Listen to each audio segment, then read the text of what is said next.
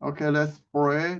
Dear God, we thank you that tonight, the first night of the new semester, I pray that you will continue be with us, bless us, and give us the wisdom, the understanding that we can learn, we can know, and we can distinguish between the good, the better, and the best, that we can serve you better.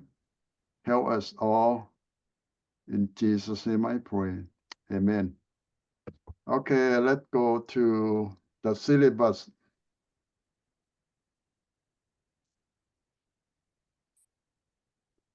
We will start with multicultural ministry first.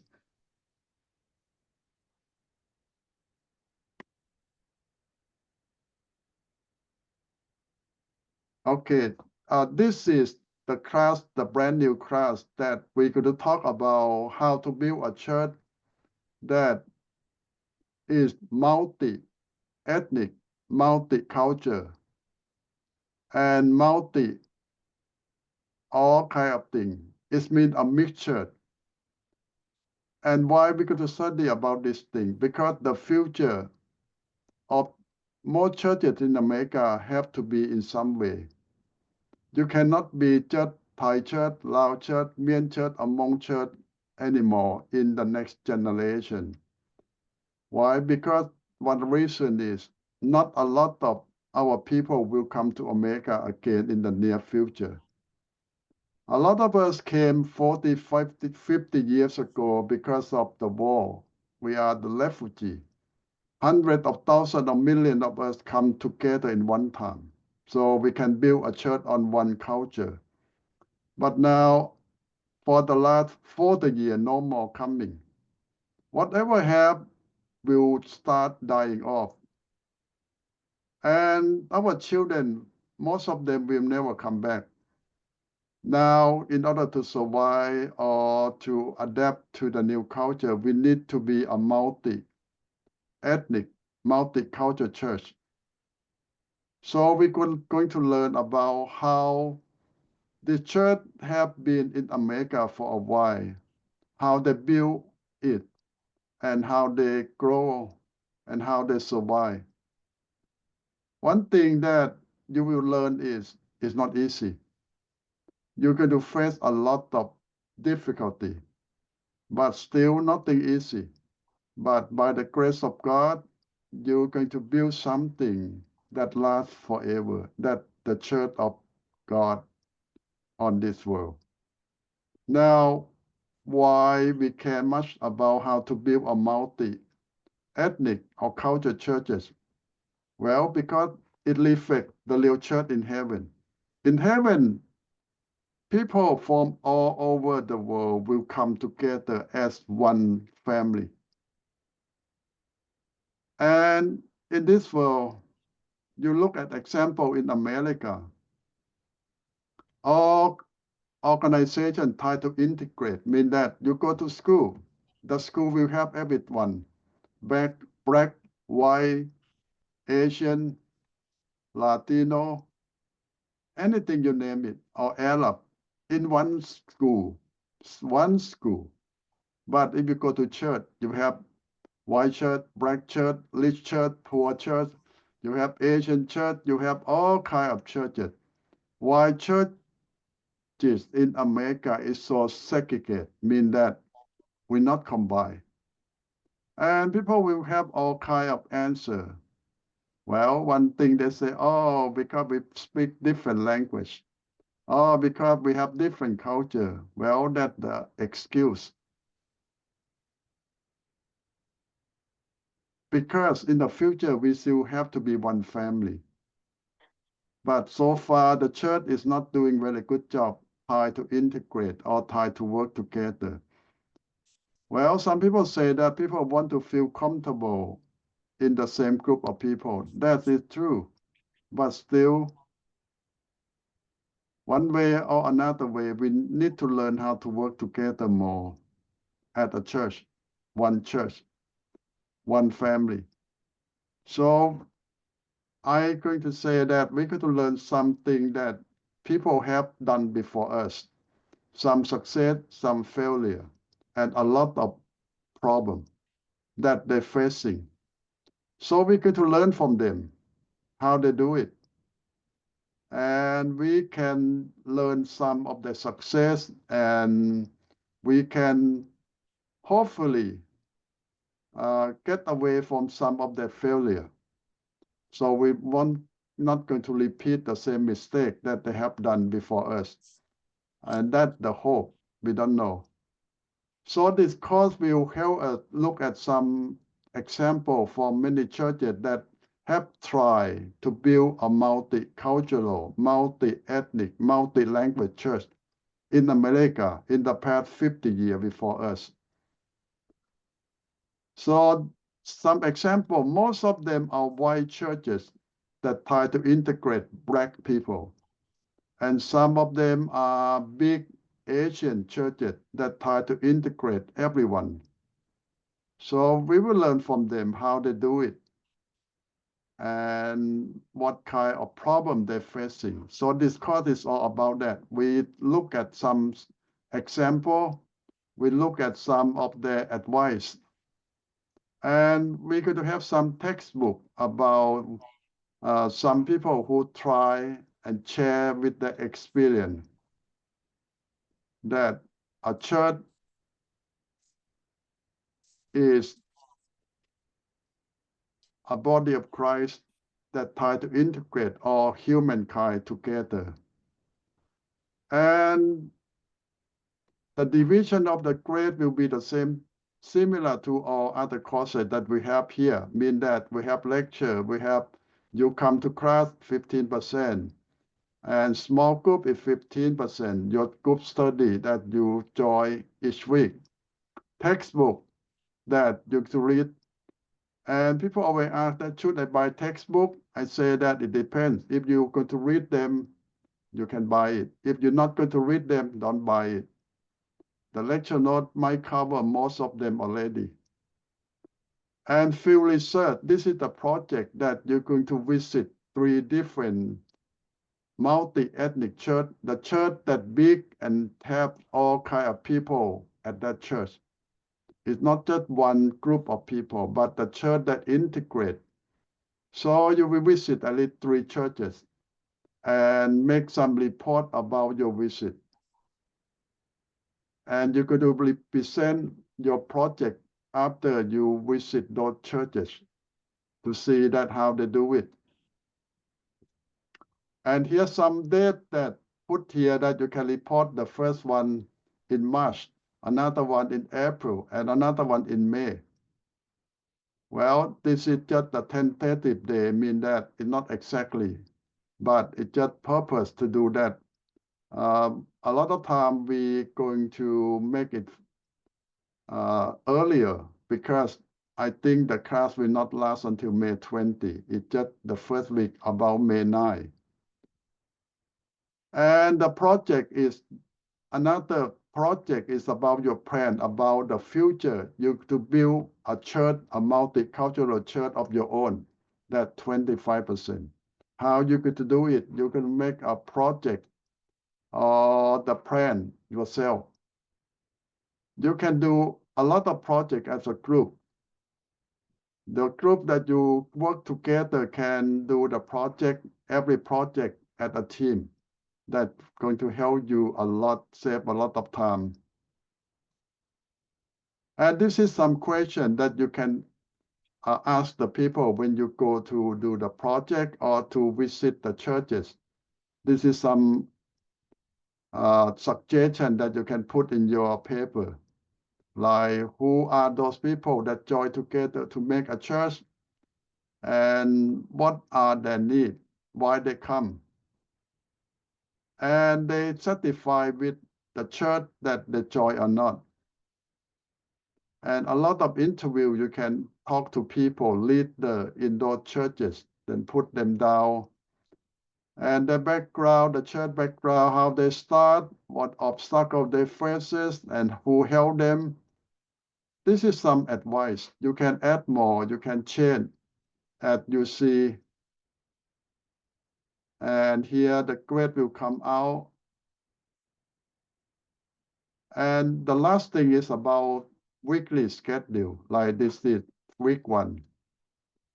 What we're going to study about the syllabus and the introduction and the meaning definition. What is multicultural, multi-ethnic church or ministry that we're talking about in this class. And week 2, week 3, go all the way to week 14. It's about more detail about how to build a church that have all kind of people, all kind of language, all kind of differences. I don't mean that after we study this class, you're going to be successful building one multi-ethnic church or multicultural church. But at least you get the idea. This is the future that you're going to face. A lot of things going to be difficult. A lot of things going to be brand new that you need to learn. And a lot of things going to give warning sign for us that what we're going to face in the future. So this is something that some of you might not want to learn, or some of you might not want to know. But this is something we're going to face in the near future, not too long. And you see that we're going to talk about some theology, some biblical background, that what the Bible support this kind of ministry or not, and why we don't do it as the Bible wants us to do. It's supposed to be that way that God wants. But why we don't do what God wants us to do. And we're going to look at different models that different groups try to do it. And to see that what is the plus or minus, what is the strength, what is the feedback, what is the weakness of different model if you're going to build one multicultural, multi-ethnic church in the future. What step should you take? And besides multi-ethnic, multicultural, we're going to face another thing we call multi-generation. Even you have all your children with you, they still have different age. And that also a big issue too, that we're facing today. Different generation in the same church. Even you come from the same culture, the same background, but the age is always different. And that is a big, big problem that we're facing in every churches. Your children generation, your grandchildren generation, your parent generation, and your generation, they're all different. Different thinking, different need, and different expectation. That we're facing every day, every week.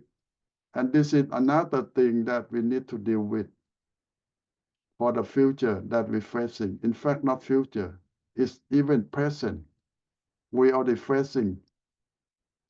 And how to reconcile different group of people in the same church, how to communicate, how to build trust, and how to build bridges, and how to work together as successfully as possible. So this is the general idea about this class that we're going to study in the next 14 weeks. Okay, I might go fast, but I hope that you get some time to look at the syllabus. So I will answer your question now about what you have for the syllabus. First, we're going to cover the syllabus before we go to the lecture note itself.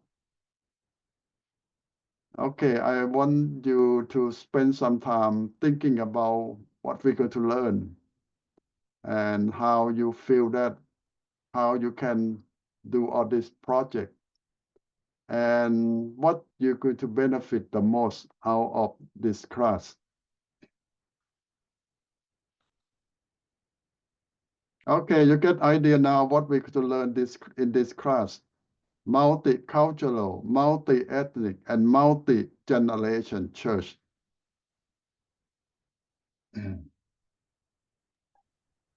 I have a quick question. Can you mention about multi-language? So does that mean that one church that we speak a lot of different language, or one church that we come to speak only one language from like different background? Well, that's going to be different model of what we're going to learn. And we're going to learn that the church that stick to one language, what obstacle they're facing, and the church that allow multi-languages, what problem they're facing. So you see many options that people try before us.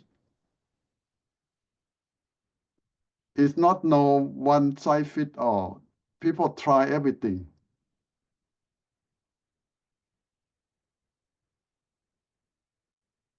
So to answer your question is, there is all kind. Some church will use only English. Some church will allow all kind of languages.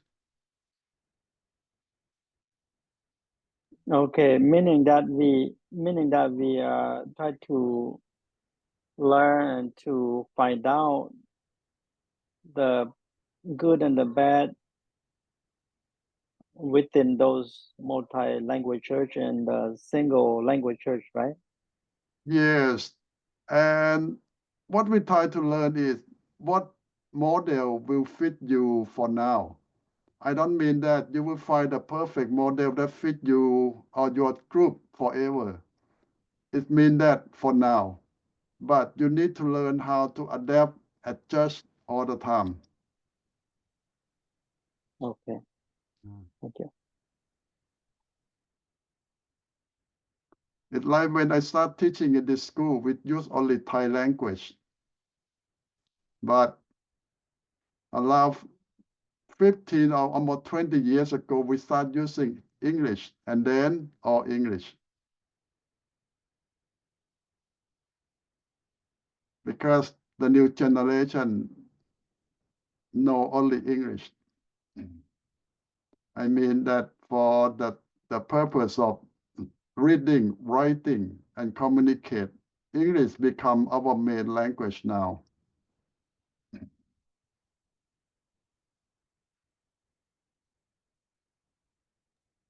Yeah, I think in the future we all will speak English, and I think we will need to learn and practice preaching in English. And I think if we are going to serve with multi-generation, multi-language, multicultural people. Yeah, you're right.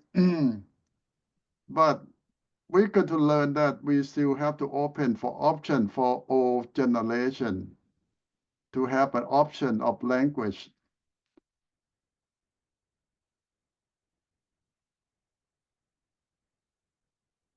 So some way, somehow, we will look at different model, how people integrate so many different model.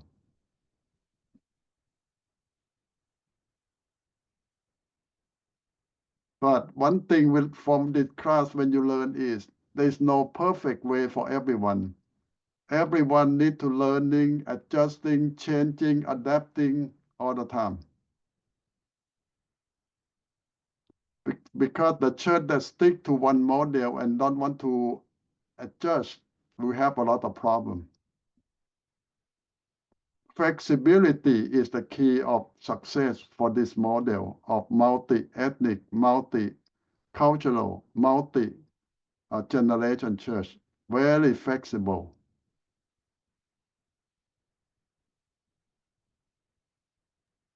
So now, Yeah, yeah. I don't really mean to look down on the language church or the older folk that speak the language. I mean, don't speak English.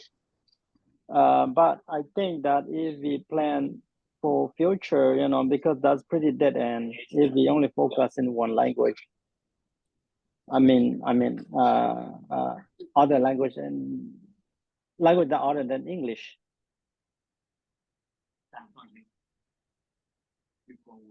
I don't know if anybody understand what I tried to my point.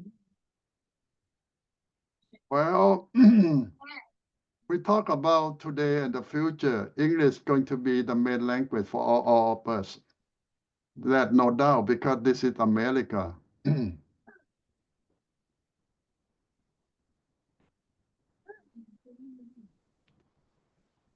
But for the new immigrant, they still need an option. If you want to work with them, you still need the option of language for them. But as I say that most of our people not going to come to America in a big group in the near future.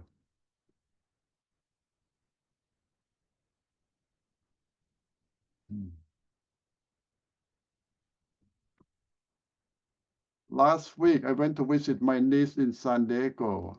She joined a tiny church. When I went there, I found out that the church just have about 12 people left. The church used to have more than 100 people. And that is the Cantonese Chinese church. But in the past 40 years, it kept from 100, it go down until 12.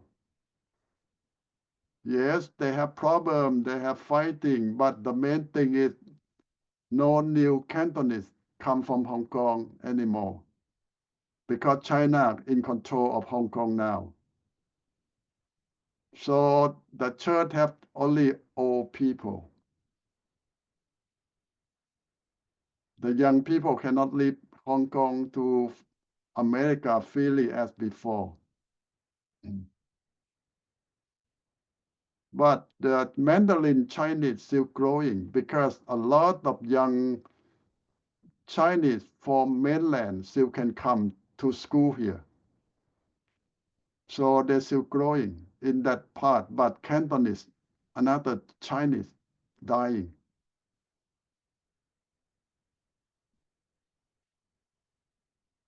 And now in that 12 people, they use English now. They try to attract some other people who use English to join them.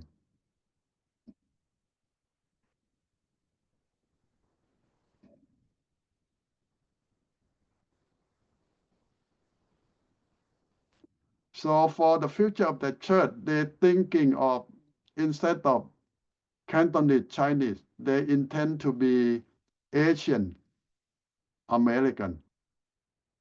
That's their new model. They still want to work mostly with Asian, but use English, but all kind of Asian.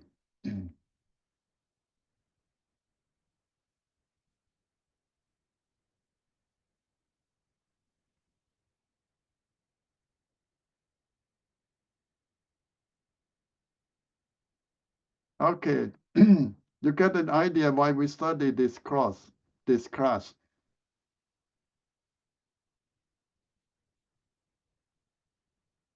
It's not just because you need a degree or to get diploma,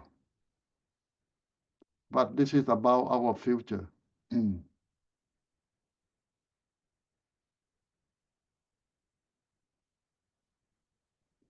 I know when we talk about future, a lot of people don't want to deal with it.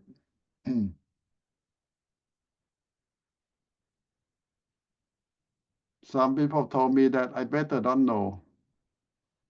Just wait until it comes.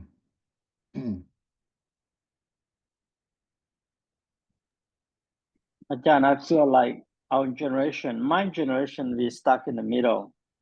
We can reach the young generation, and also we are not like the old generation, and we in between.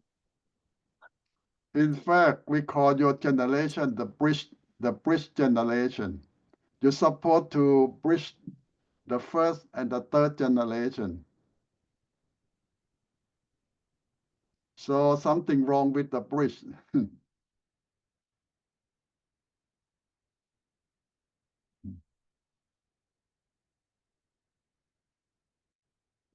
So why they call you the bridge generation? Sometimes they call you 1.5 generation. You're not first, you're not second, you are 1.5 generation.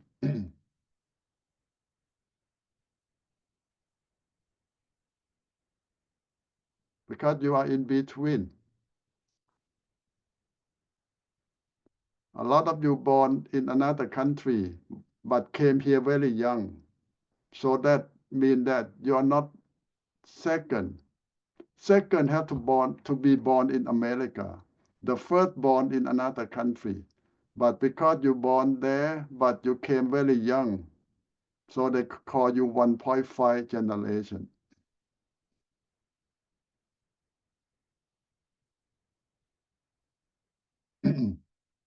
So they call you the bridge.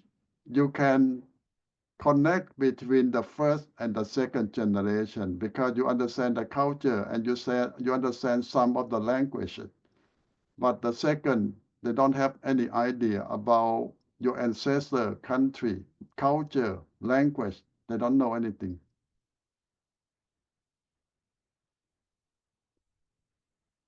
So the future of multi-ethnic, multicultural, going to be successful or not, it depends a lot on you, 1.5 generation.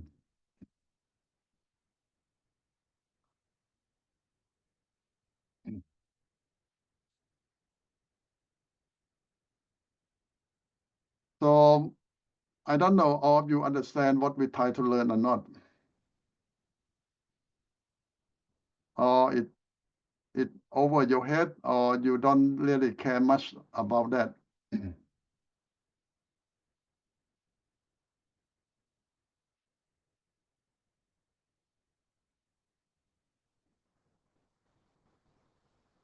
I talk with some of your generation, like 1.5 or one first generation. They say that they don't care. They will keep doing what they're doing until they die or the church die. They don't care about their children generation, what will happen to them or what they will do. Let them be. Well, I know that this is some of a lot of us think.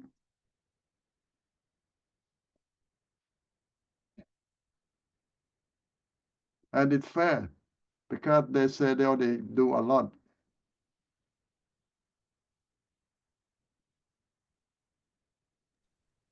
I have a question.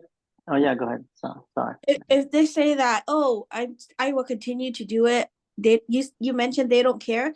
If they don't care, what is the point of doing it if the church doesn't grow? Like, I don't get it. Well, for some of them, they say that this is what they know and this is what they do. They don't want to try anything new or try to carry on the burden anymore. They say let their children decide what they want. They just finish what they do in their generation.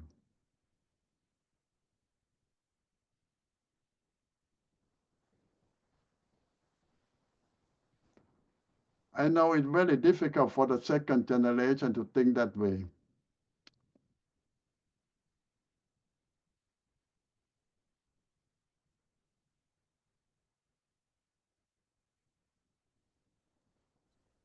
John, this is fun. Yes, For some reason we cannot open our video. We're having a hard time, so that's why you don't see us. But we can hear you. Regarding to the bridge, I guess we are in the middle, and I'm sure some of us do care about the future. I think we do our best. Some of our age people, they don't speak enough Mien too. You know, it's hard to bridge them together. And the older generation, they have their own thinking, their own mind of doing things. So it's very challenging, not easy. I think we just have to pray and ask God to lead. I think it'd be nice to keep our language and preach in our language. Even though it's challenging, we're gonna need to practice. I see a lot of young preacher, a lot of young Mien men, they speak more English than Mien. When they preach, they all mix up, you know, one word in Mien, 2-3 words in English, which is good. You know, they still can remember some, but I think if they keep practicing, I think they will do good, you know. Depends how much they want to learn Mien. I don't think it's late for them to start to learn Mien, to speak properly. I think it's good. If they can keep it like that, I think it will last a little while. But I know for sure after, like my generation, my son, they don't speak Mien. Even we try to talk to them, but they don't pick it up. So to me, I kind of like, we kind of blame on ourselves too. When the kids go to school, they speak English, they come home, and we talk to them in Mien, they don't respond, and we got frustrated too. And it's just like you're talking to the wall, they don't respond, then you get to a certain point, you kind of give up, So that's how it is for us. But now, two of our boys, they want to learn Mien, so we have to send them to the Mien class. But then they said, well, the Mien class is not helping. They don't, we don't know what they're talking about. They just talk. They don't explain to them. So they come home and they don't show us their homework. So we cannot help them, So finally we keep asking and they say, yeah, we don't know what they're talking about because they talk all night long. They don't explain to us. So I think I think it's the way the class structure too. I think the curriculum needs to be better. If you're teaching, if you want to teach somebody to speak Mien that don't speak any Mien at all, then you have to go slow on them, But I kind of felt like the Mien class is pretty advanced for my two boys. And so I don't know, they have not gone to the Mien class for almost 2 weeks now. And I think they kind of give up, I think they need to have a better system. Well, let me share with my own experience. I grew up in the Chinese church in Thailand. That church is 170 years old. 170 years old. The first 100 years, they used only Chinese, no Thai. No Thai at all. How they keep doing that? They open a Chinese school in that church. When they say Chinese school, it's not just on Sunday. It means that elementary, middle school, high school in Chinese, and give free scholarship to all students. It's a real school, Chinese school in Thailand for 100 years. That's how they keep Chinese language.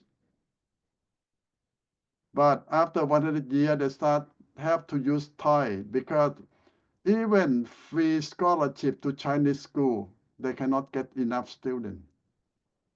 So they have to close down the Chinese school and start using Thai and Chinese.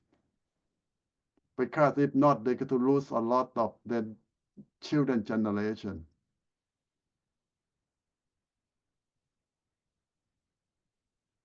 So my point is, you can keep your language as long as you can by doing everything you can, but finally, it's a losing war. One day, you still lose the war. But for me, God did not call us to keep our language or culture, but to keep our faith, to pass on our faith. Language and culture is beautiful, but it's nothing that compared to our faith, our belief that we need to pass on. I know for the first generation, language and culture is everything.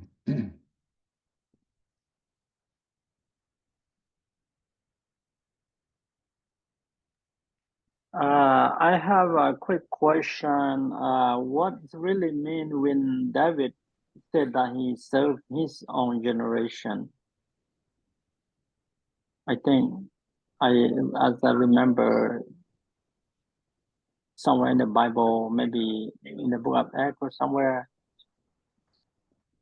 Well, I think it's fair because a lot of people don't want to think about the future too much. They're just concerned about their generation, what God called them to do, and they just try to do what they can. So that is another way that you don't really worry about the future or what your children will do. So it means that let them decide for their own future. You just do your responsibility for your generation, and that's all. That a lot of idea that a lot of people think that way.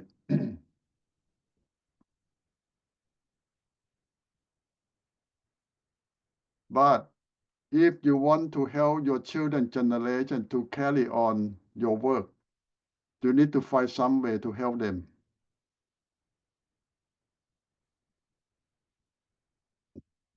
Because without your help, everything that you start in your generation will finish with you.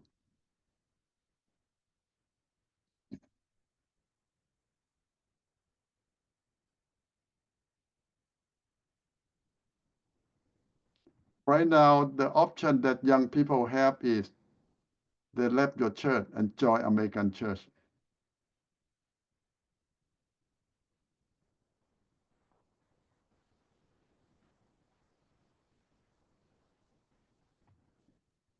That is exactly how my two boys did. They because at the Mian church, they don't speak Mian. They play drum. They go play for their service. They came down. Then there's nobody to talk to. No Sunday school for them. They don't speak Mian. They just sit there like a zombie, you know.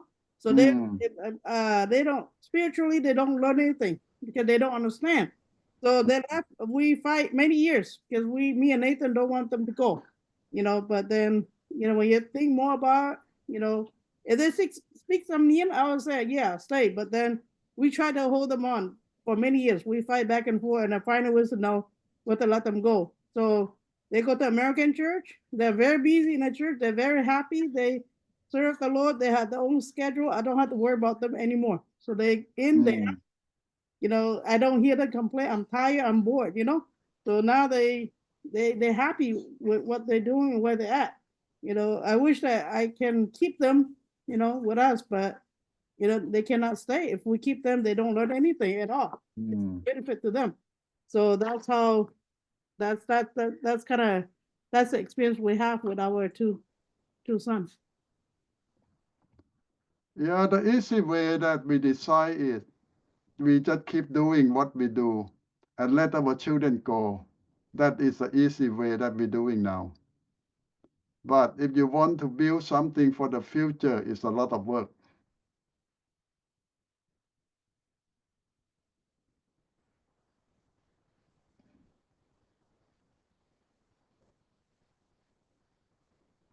I think the option that all of us taking right now is let them go. We just keep doing with the old generation what we have as long as we can. So that means the next 10 years and we are Lao church, Mian church is done. No more. Do you think so? I think so. If we want to keep the multicultural, for example, like a Mian society, whole United States, we have to cooperation. We have to do together. Because only one church, two church we're doing, it's not going to work, John. So we have to have a whole United States for the Mian society, if for example. If not, and then today's they follow today's day. That's very difficult. Yeah, just only pray and just do whatever. We don't need to worry about the future. That's it. If we can do, I think that we have to get up all whole society. Have to plan to do it.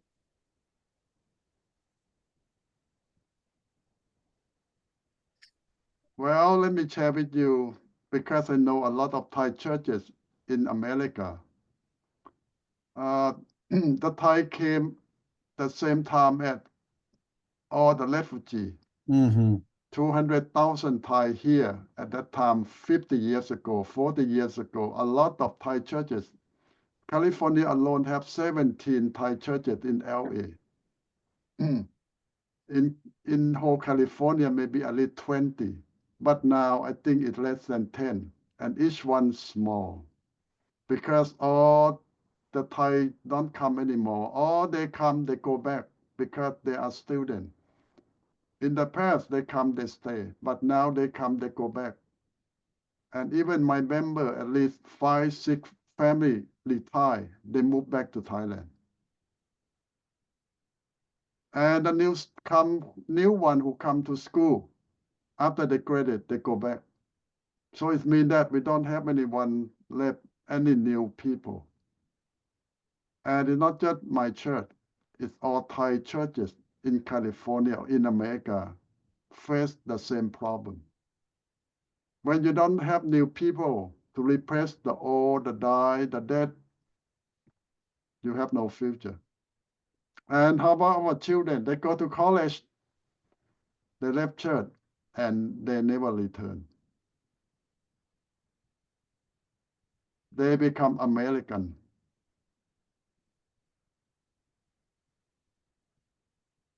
Now, let me share with you another Thai church in Southern California. They are 50 years old. They are the first Thai group. They bought a building, they bought a land. And when they're growing to the maximum, they have maybe 70 people. Now they have less than 10 people, 10 old people. And they hire a Filipino pastor. Besides, the people, new people who join the church is Mexican, Filipino.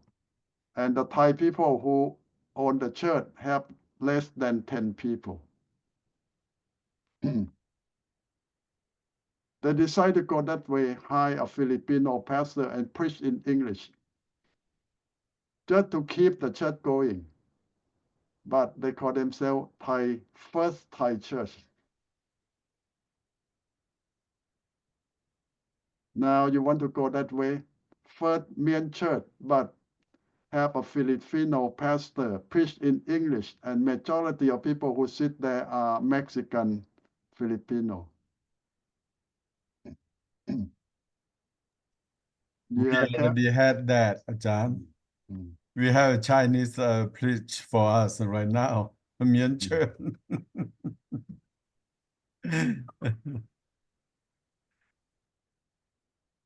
So what option you think is the best? Right now, we have to preach both languages. I think that is the answer, Ajahn, both language. Yeah, my church, we use Thai and English for many, many years. And that way we can keep some young people.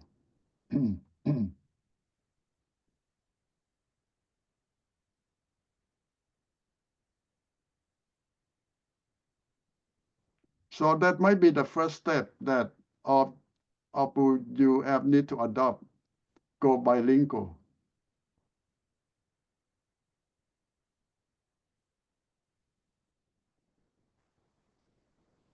But that is, I call it just the band-aid solution. It means that for the time being.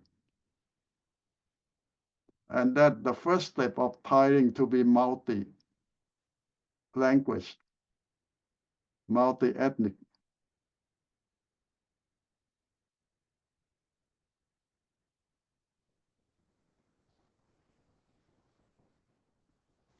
So in this class, we will learn a lot of model, but a lot of them are model that the white church try to reach out to black, to Asian, to Mexican, to Latino, who want to join them.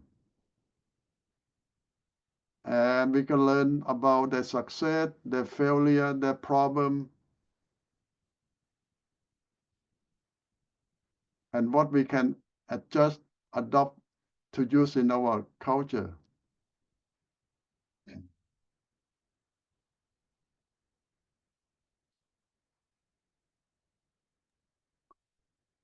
So we're John, going to, yes, come the problem I see in our culture is not because the language, but because the need. When we first came to America, a lot of people need help, need this and that, so they go join church.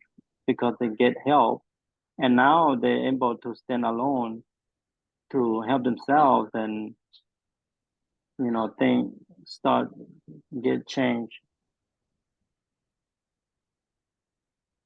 Yeah, I know a lot of first group of people, they need a church at social work help. But now I think we need to go to a different approach that they need spiritual help. They need that peace of mind. So the church need to adjust to the need too.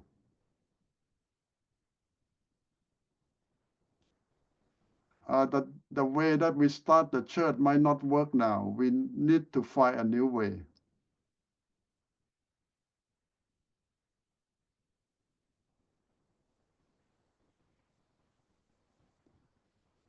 And more than that, we need to go back to the basic foundation why we have a church.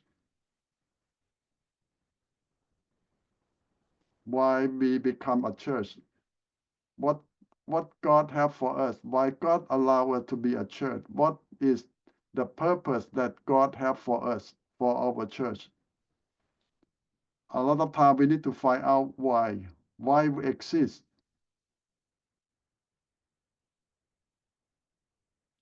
I believe that each church have different calling.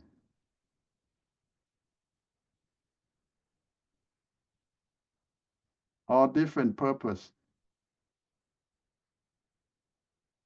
As long as you fulfill that calling, that purpose, you feel useful. So one of the goals in this class is we need to come back to find out why God called our church, what God wants from our church. And that's a big thing that you need to go back and find out about your church. Why your church exists, for what? What God wants from your church. Ever ask that question to your people?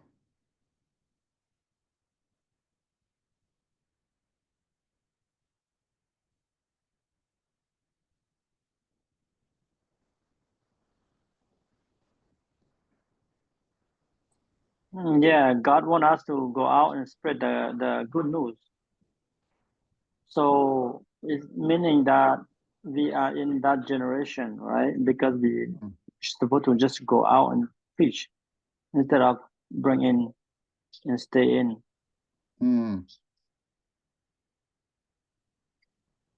I do agree with that statement, but also our church also needs to know the Lord.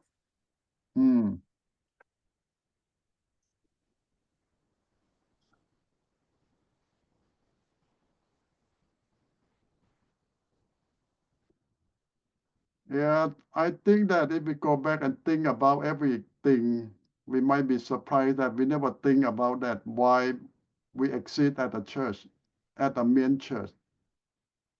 What God wants from us at the main church, or at the Hmong church, at the Lao church, Thai church. Why? I think to fellowship and worshiping God together. And Well, then there's so many churches. uh-huh. Why our church have to exist?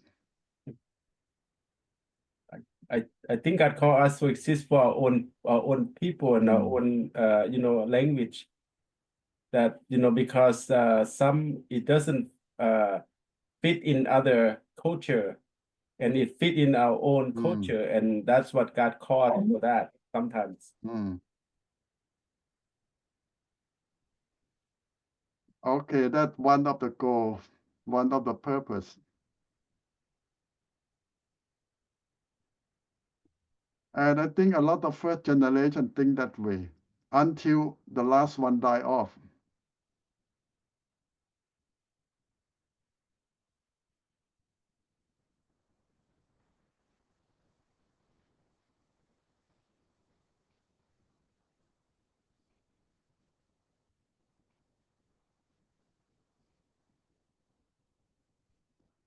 I say many times that in America, every year at least 5,000 churches close down their door, mean that they're out of business. This is white church. White churches, 5,000 white churches in America close down every year.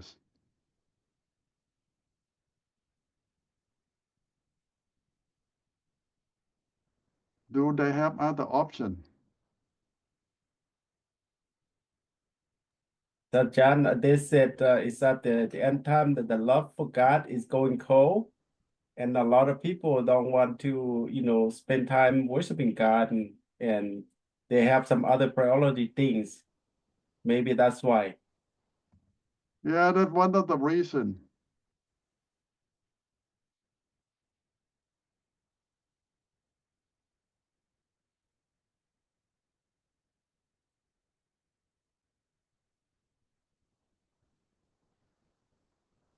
But the good news is about 2,000-3,000 new churches start in America every year. But you see, the new one cannot replace the one that closed down.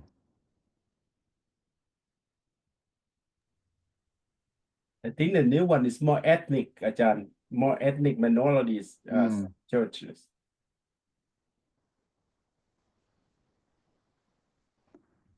But at least there's still some new birth, so it means that there's still some hope there. I think some of the new church, I think some of the members, they're from the old church that they combine. Yeah, you're right. Some.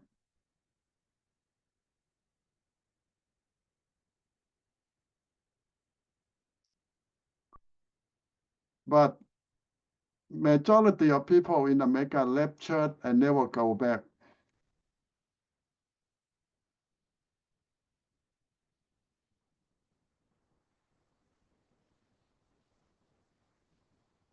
You talk to a lot of young people in America. A lot of them used to go to church when they are kids.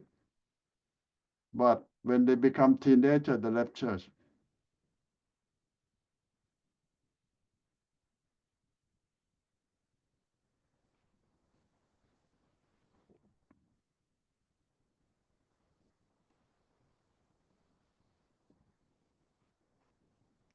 Okay, this is some idea what we're going to talk about in this class. But the goal is not pessimistic or mean that make you lose hope. But we just try to find out what option we have for the future. And what should we do? Better than do nothing. We got to learn from people who have been there before us, what they do, what they did, what their problem, how they deal with all the different things that they're facing, or crisis.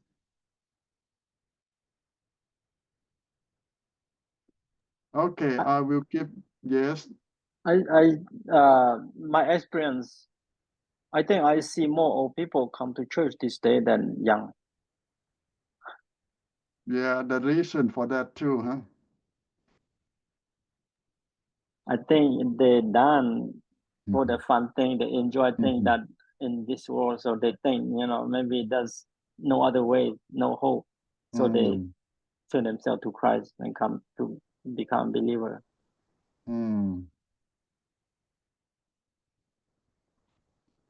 Yeah, but you see, some movement allow a lot of young people go back to church too, but different kind of church, churches. A lot of young people go back to church, not to the traditional church, but new style of churches.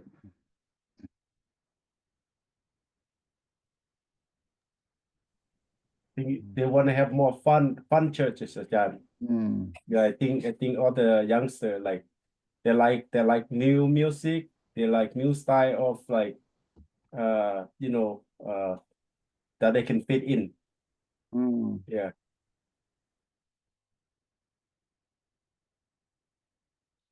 Okay, I will give you a break and we're going to come back around 10 minutes, okay?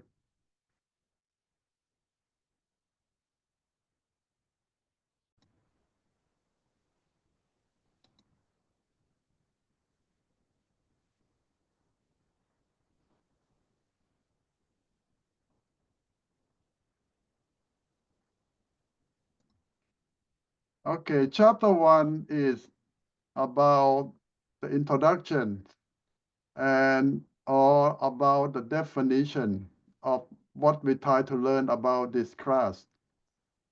So by itself, it means that we try to build a church for everyone, every nation, every culture.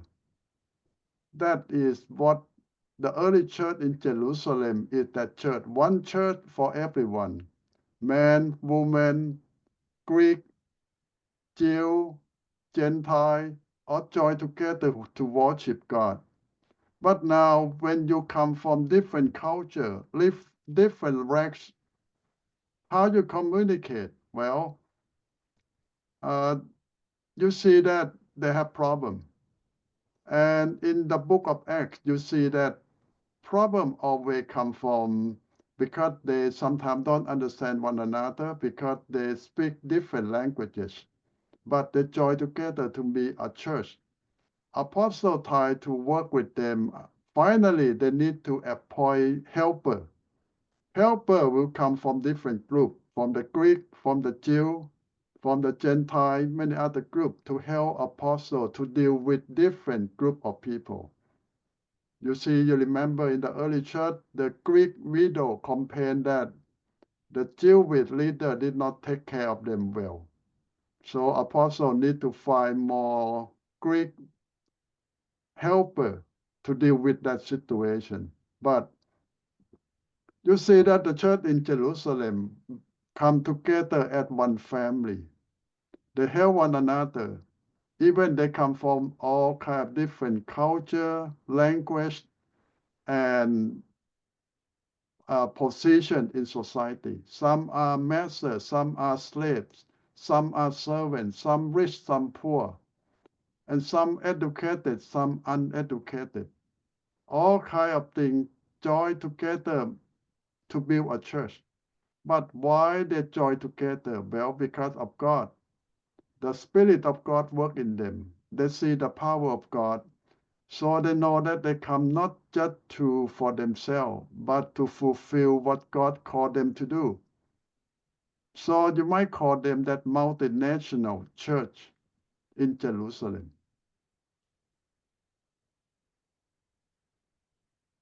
So today, if you find a church that can do that same thing, it's already a miracle. Today, you go to most churches, it's either white, black, Asian, all kind of Asian, all kind of culture. And it's just for some group. You know that in the past, I thought that all Hispanic church are the same, but I found out that no. This Hispanic church is from El Salvador. This Hispanic church is from Mexico. This Hispanic church is from Guatemala. Wow, even they speak all Spanish, but they're all different culture. And each group will concentrate on some country only. I used to invite some Mexican friends to join the Hispanic church, and the Mexican friend that they don't fit in. I say, why? You speak the same language, but they say we come from different culture, from different country. So he doesn't fit in. Wow. Even speak the same language, they still cannot join together because they come from different country and different culture. So today, churches divided so much. And now, if you look at the United Nations or the state, they say that in this world, there are 17,500 ethnic groups. It's not just 100 countries, but 17,500 ethnic groups in the world. I never know that there's so that many different groups. And each one want their own church in their own group because they are not the same. Even a lot of them speak the same language, but they say that they come from different culture and they cannot join. So this is the reality of today's world. Now we try to build some kind of church that we call multicultural. And in fact, you don't find one church in America that really multi. Why? Because they might say that our church have everything, everyone join together, but they still speak English and lead by white people, white pastor, white leadership, and white culture. All the minority just go in and join them. They might call themselves a multicultural, multinational, but not multi-leadership, not multi-pastor. Everyone just go there to join the white church. That's all. That's the reality.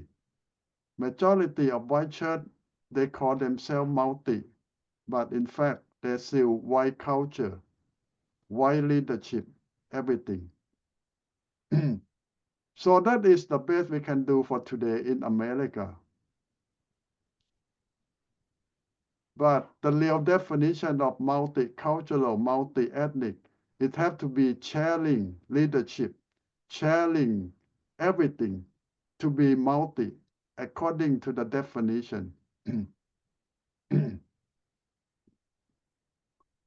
Now, what can we do to make a church that share everything, not just come together? So we need to work with different leadership and sharing all what we have and care about every group and treat every group the same way. I know that's going to be very difficult, even in America, because when you go to the church and you call that the church have all kind of people, but it's still mainly white church led by white leadership and in white culture. And that is reality in America today. You might have different faces, different skin color, sit in that church, but it's still in white culture. Or you might call Caucasian culture. So this is something that we try to work on, that if we want a really multi-ethnic, multicultural, we need to do something about that.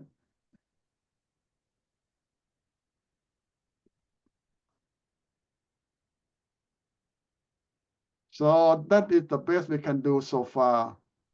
I know a church in San Francisco that the leadership from our seminary, Gateway in the Parish Golden Gate, start that church almost 50 years ago when all the refugees come to San Francisco. So the student going out visiting and invite a lot of refugees to join the church. That is a white church. And all the refugees need to learn to communicate in English, join the English service, and they call this the multinational church. But after a few months, the refugees start leaving the church. And they say, why? We should join together at one church. The refugees say that I don't understand the language. I don't understand the culture and everything. So they try to accumulate, mean that they say, okay, find your leader. We allow you to have Sunday school in your own group, but come to worship together in English. Well, they keep doing that for a few years, and then it doesn't work again, because a lot of refugees from Cambodia, from Laos, from Vietnam, don't feel comfortable to join the service. So finally, they allow them to have their own service in their own language. And that is, I don't know what you can call success or failure, because they start at one church, but finally they split out into 4 churches, 4 different churches. Well, they say that they try, but it doesn't work. All people don't feel comfortable sitting in the white church speak English, which they don't understand. So finally, they split out to be a Vietnamese group, the Cambodian group, the Lao group, and all other African group. But they call sister church. But they cannot join together at one church anymore. At least they try. But I think they learn a lot of that they need to change a lot of things to make it work.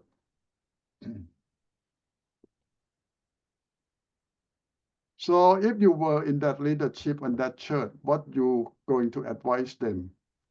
Should they do differently to help to build a real multi-ethnic, multicultural church?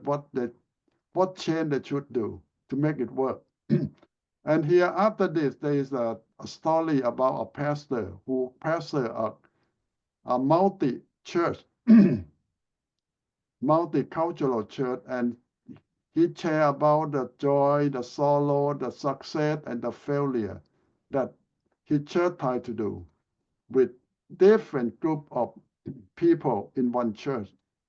Well, he said that it's not easy, and he faced a lot of problems. And he have seen success, and he have seen problem. He faced joy and sorrow in the same time. But we can learn from him. He pretty open about what happened. He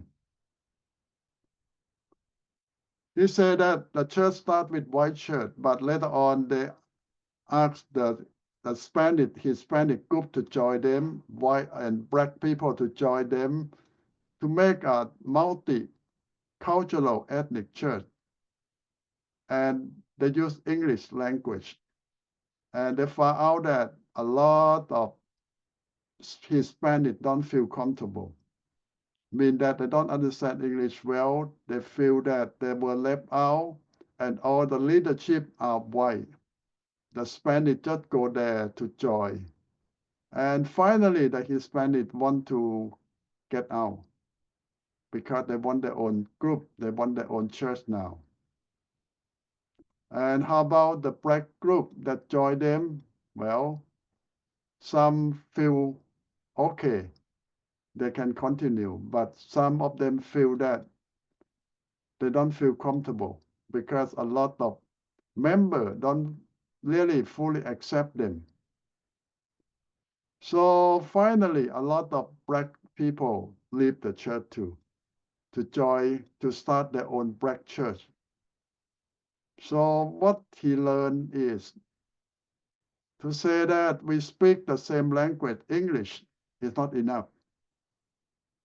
Cultures and ethnic background have a big part in the people who come to church. So what his advice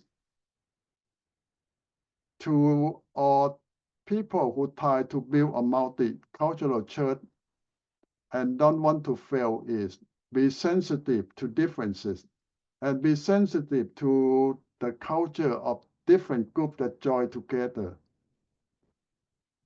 So how to be sensitive? It means that you need to have the representative in the leadership group. Mean that you need to hear them, what they need, what they want, what they feel. But if you ignore them, not so long, they will leave your group. So it means that they need someone in the leadership group to say what they want. And they say that in reality, when any church call themselves multicultural, multi-ethnic, but in fact, more than 80 or 90% of them still white church. Mean that the people who join them minority is maybe less than 20%. That's the big number. But majority is about 5 to 10%. But majority up to 80, 90% are white in America. It's very difficult to have more than that. So what the definition of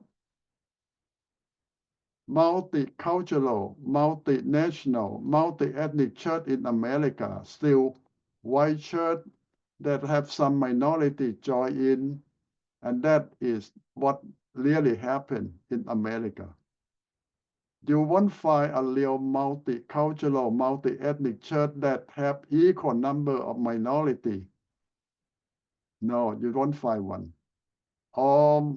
Churches in America that call themselves multicultural, multi-ethnic are up to 80% white. And less than 20% is the mix of everything. And that is the best they can do. Now the advice that how you can do something and make it a success. When they call succeed, it doesn't mean that completely successful, but it just means that in progress, they do something good about it. Well, first, they say that about leadership. If you want it to work, you need minority leader to join the team of leadership in church. You cannot put them aside. You need to let them be part of the leadership. And second advice is all the leader need to learn about people culture. People need that not the same as you think. A lot of people think that everyone come to America need to join in at a melting pot, but in reality, it's not melting pot. You ever heard the word melting pot? In the past, yes, all the people, white people from Europe come to America, they can join together after one generation because they are white. They still have similar culture. But now people who come from Africa, from Asia, they never look the same. After second, third generation, they still look different. So it's not melting pot anymore. Today they call salad bowl. Mean that melting pot mean all the metal come and boil together to be one. But salad bowl, it means everything joined together, but there's still tomatoes, lettuce, and everything not the same. They might join together in the same bowl with some dressing, but you can tell the difference. So the leadership need to advise the need, and the church need to listen. So the training of leadership always going on. And all the connection to different culture need to be correct all the time. Mean that all the leadership need to know the differences of their people, of their need. It means that training has to be going on all the time. It doesn't mean that they just expect everyone to be white, Caucasian in America. If everyone think that way, that will not going to work. And he said, why number 4 is unity and held on the regular basis, mean that everyone, the leadership and all the members need to realize that they need to work hard for unity. It not happen by itself, but by working hard to be one, care for one another all the time. And this is something that everyone need to work hard for it. And finally, prepare to fail anyway, mean that even you try everywhere, everything, sometimes you still fail. But it's okay, at least you try. Because God wants us to build one church. But man, human beings still sinful. And that caused all the problem. So we have to go back again if we fail, to depend on God and try again. It not mean that you're going to be successful the first try. You might have to try many times to make it work and keep working on it. As long as we live in this world, we're still sinful people, and that's going to cause mistake all the time. But this is some advice from the pastor who tried before us to build a multi-ethnic, multicultural church. And he said that a lot of problem all the time. But it worth the difficult work because God wants us to be one, to unite it. Even in this sinful world, the Church of God still have to be a good example to the world that we are one in Jesus. And that's what we try to do. Okay, I go over very fast. And the whole point is it's possible to make it happen, but it's just difficult. And everyone needs to work hard to make it happen. Now, what we learn from the experience of the white church that tried to join every group together in their church, most of them not so successful, but at least they try. But now you see the problem. They want to make everyone white culture by ignoring that everyone is not white. Everyone comes from different culture, different language. But they expect that everyone who come to America need to be white Caucasian culture, speak English, eat sandwich, and be part of them. And that make them fail. So now if you try to do something, what else you can do differently? Don't try to make everyone eat kimchi or eat raw fish or eat padek or som tam. It's not going to work. So a lot of things we learned that we cannot make everyone like us to be part of us. They can be different and still be part of us at the body of Christ. We don't need to be the same. But how we going to make that work, make people feel comfortable to join us. Now, when you listen to them, to the experience of that pastor, how you feel? Do you think that you can do something differently to make people feel comfortable to join your group, to be part of you? Do you think that today, if you invite some white or some black people to join your church, they will stay? Sometimes. To be part of membership, you think they will stay? Sometimes they have to. Why they have to? Because they marry the Oh, people in there. okay. It means that they have no choice. They have no choice. That's why we have a combination church, like we have a Mexican and black peoples, and sometimes we have Hmongs and have Laos and join the same church. Because And what language your church use? we use both, like English and Mien. In preaching too? Yeah, depend what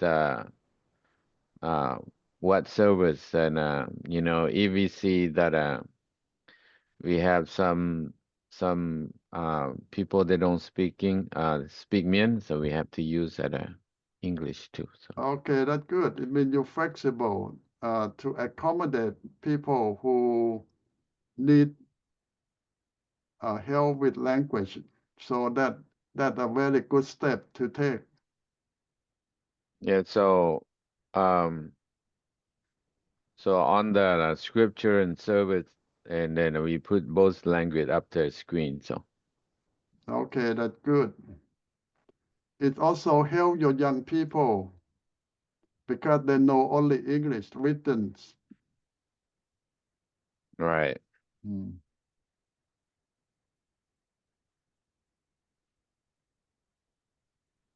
We don't have that much that many members. Have small Mm. groups. Okay. But we try to do our best to Mm. make people feel comfortable when they're coming. Okay, that's good. You see, the secret that this pastor share is you need to make people feel comfortable, feel welcome. Cannot expect them to learn how to be part of you, but you need to try to learn to be part of them too. Yes. Hmm.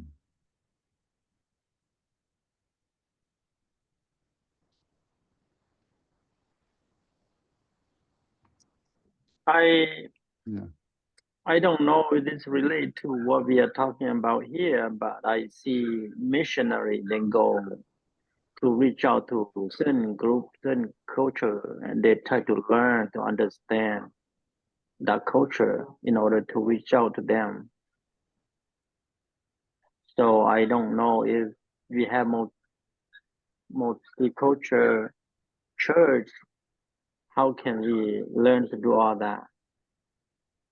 Okay, let me tell you a story I might tell you before. It's a real thing. I talked to some missionary who went to Thailand lived in Thailand for many, many years to work with Thai people. I jokingly asked them that how often you eat Thai food like curry or those things, and they stop and think. They say that not often, maybe once a year. I say, what you eat every day? They say hot dog, sandwiches, spaghetti. I say, you live in Thailand, you work with Thai people, you rarely eat Thai food. They say that I don't like Thai food. So how you feel? I think he go to the wrong field. For many years, that's why they fell.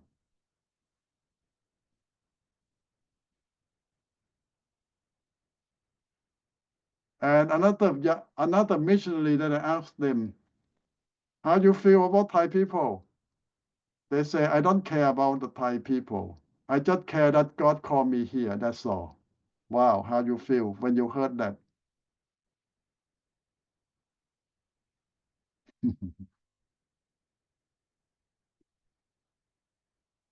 I don't care about them. I just care what God called me to be here. That's it. Maybe God call him not to care. This is the answer of missionary.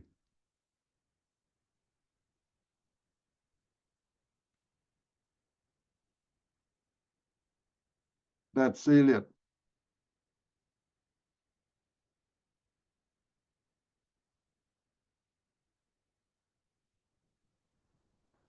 Ajahn, Yes.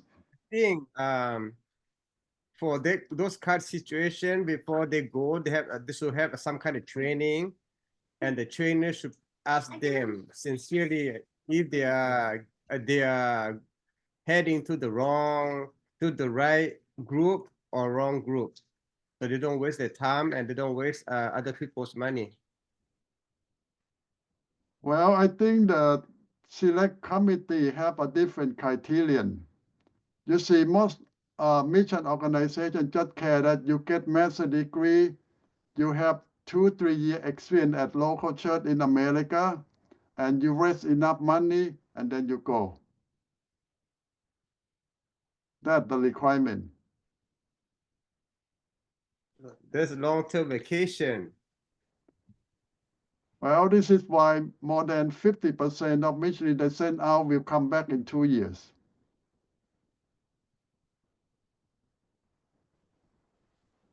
And in that 2 years, they not even do anything yet. They go to learn the language and culture, and then they quit.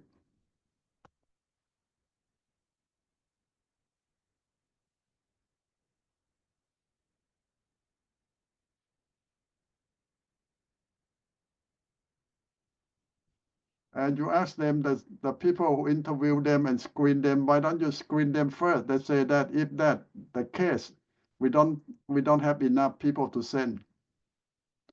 If we make too difficult. So they say that we take a chance, send them first and let them find out. And hopefully that they will change.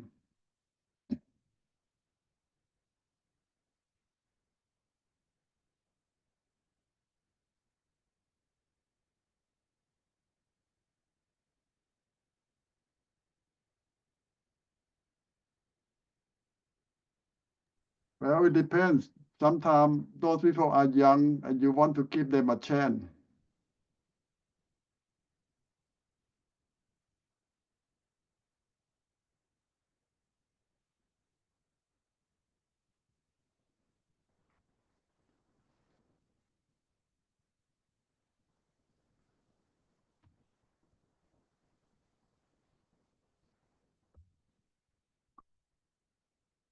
So you learn a lot from different churches. And the goal is you need to apply to your own situation, how it could work with you, because different culture, different situation require different things. One thing that work in one church might never work in your church. One thing that work in some group of culture might never work in your culture.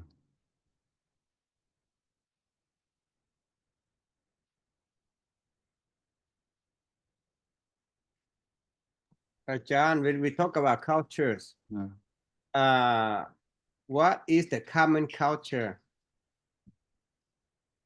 Common culture of people in America or in church? In church. Well, you know that all churches combine with culture. If you go to the church in Jerusalem, they mostly Jewish culture. And that means all the Moses laws. When you talk with Paul who go to the Gentile, the Greek, the Roman, they talk about Greek culture, Roman culture now. So culture is part of church. And a lot of requirement or law in church is based on the culture too. This is why when Paul write a letter to the Jewish group, he demand a certain thing. Go to the Greek, a different thing. And Paul himself said that I will be the Greek to reach out to the Greek. I will be the Roman, so I can reach out to the Roman. So he clearly said that different culture demand different things in different churches.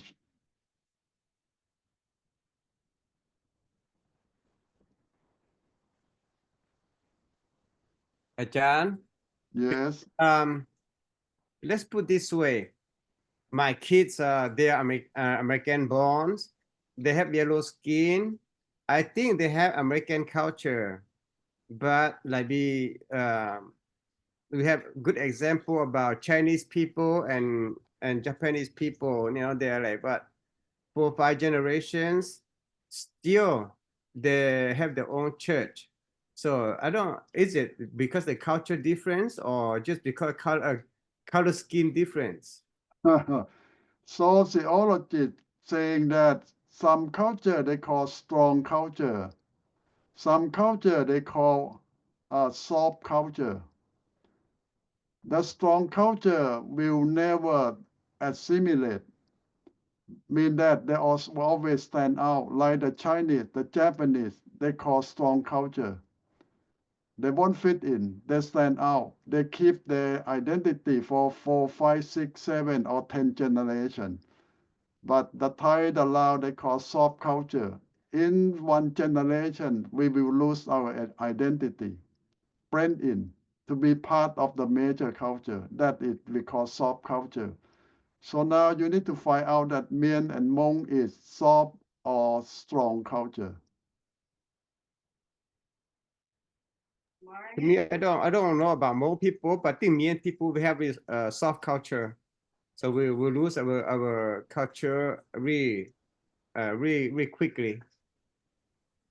To me, Nathan, we still have a strong culture. We see our church still not dying yet, but I see that considering we still have a strong culture. Still keep our Yeah. culture. You might be right, Kate. Strong culture means that they keep their culture, their language, their tradition, their family ties so close. And they marry among themselves most of the time.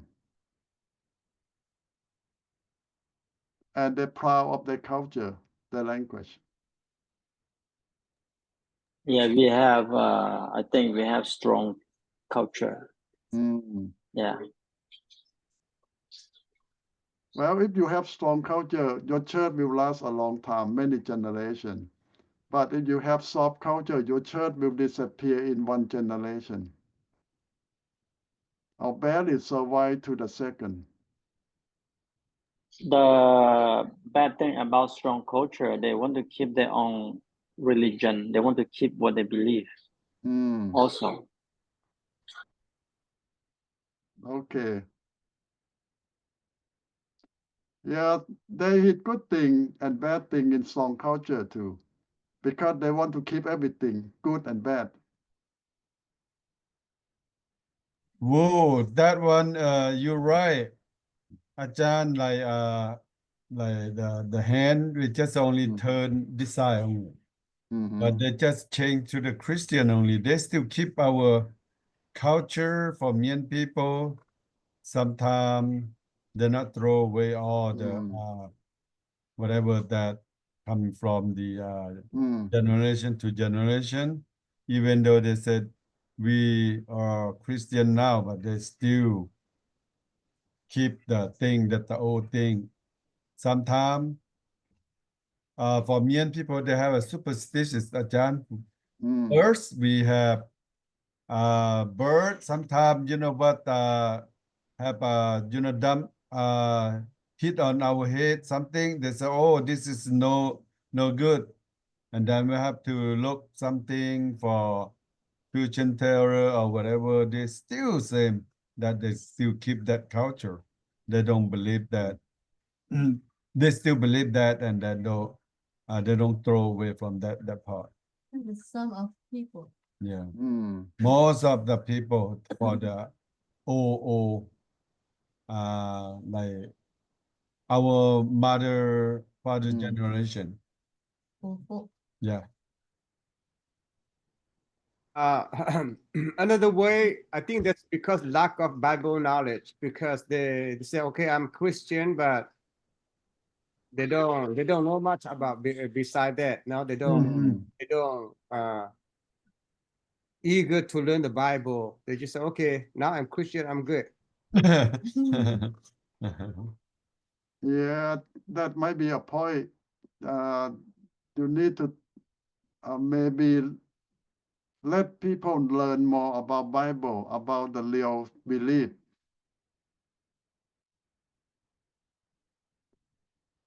Yeah, because go to church, listen to sermon alone might not be enough. They might need deep Bible study too. Like we have good example when we were having our strawberry farm. We had one lady that she was helping us, and she's Christian, and she said, "Oh, you know that tomorrow we're supposed to rest for the wind something." And they said, if you don't, then the wind will kill all your plants. You will not, you will not have a good harvest year. And me, I'm kind of like, no, Christian, we don't have. Every day is a good day. We don't have to listen, those non-Christian people to us like 7 days a week. Gus. So I think that lady learned something. Yeah. อาจารย์ Yeah. our culture I can see that some of our pastors still doing this thing, okay? For example, like you know what? They call something said, oh, from this year, said God, you protect us and all the way to the end of the year, the last day, and then we have to pray. Said, oh, thank God that you know they're doing the same, the old thing. Call something to protect us, and then we have to pay back something like that. So I see that even though pastor is still doing that part. Sometimes they to see the calendar to looking for the good day to do something, and I see pastors still doing that way. They choose the best day to plant your vegetable. They choose the day. Say, oh, maybe today is a good day. Maybe another day it's not a good day. This is a very strong culture. They still want to keep it. This is like Well- these. I remember my dad. They opened the book to see because my dad he can do all kinds of ceremony. So and sometimes they looking at the book and to see oh today is what day and good day or bad day, you know, and they use that for the old time culture. And since we changed to Christians, but the old time, they still remember that. They still say, oh, choose today is good day, and then go plant something. Might be our harvest time getting better, get more, you know, harvest or something. Yeah, they're still doing that, those things.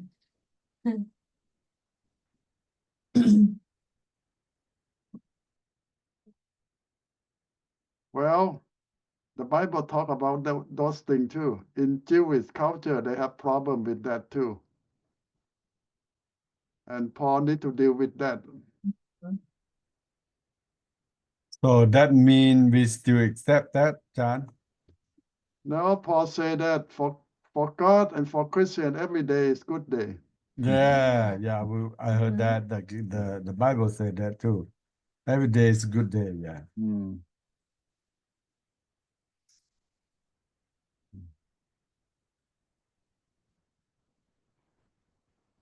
Okay, so this is some idea about chapter 1 about what we're going to face in America when we try to make a church that welcome everyone. We need to work hard and intentionally welcome everyone, care about everyone. It's not going to be easy, but it's workable when you start small and try to make your church welcome everyone. To think about their need and how they feel. If you care about them and want to welcome them and make them feel comfortable to be part of you.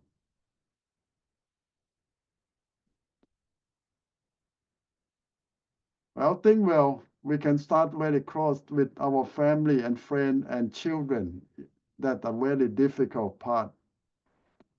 They come from the same, similar culture, not the same because they're American now. And they don't speak your language. And they're in different generation.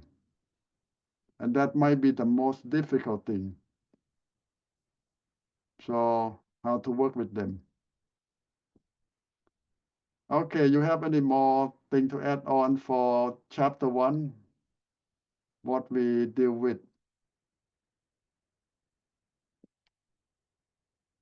I have something to say, and I think that we can try many things to make the people feel comfortable, and but we cannot satisfy everyone. We're You're just right. gonna do the best we can to serve God and to and Yes. yeah, the best we can. So Yeah, it's like what Paul say. I going to be Greek to reach out to the Greek. I going to be a Roman to reach out to the Roman. Mean that we need to be flexible to accommodate to people need to. Paul not try to make the Roman to be like a Jew, but he himself will make himself to be a Roman to reach out to the Roman.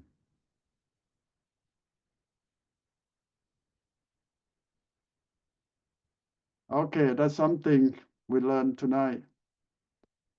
I will give you a break and we're going to come back for the preaching class, okay? So I will shut down the Zoom for a few minutes and you can come back in around 5 minutes, in a few minutes, okay?